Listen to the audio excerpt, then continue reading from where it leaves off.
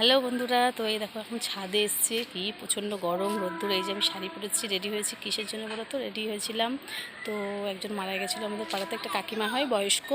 তো আজকে ও মানে ইয়ে ছিল, মানে ঘাট কাজ হয়ে গেছিলো আজকে, খাওয়া খাওয়া দাওয়া ছিল, নেমন্তন্ন ছিল। তো আজকে গেছিলাম, লজে করেছে বাড়ির সামনে একদম কাছাকাছি, রাস্তার মানে আমাদের বাড়ির রাস্তাটা কাছেই একদম রাস্তার ওপারে মানে লজটা।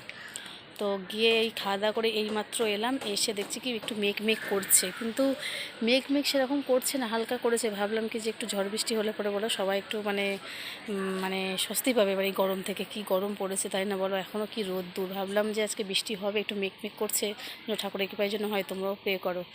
তো ওই জন্য এই যে রেডি হয়েছিলাম, সিম্পল মানে সেরেছিলাম, এই যে এরকম পরেছি শাড়িটা। তো এই খাওয়া দাওয়া করে আসলাম যেন একটু গরমের মধ্যে, তাই এসে ভাবলাম ছাদে জামা কাপড় কটা তুলবো।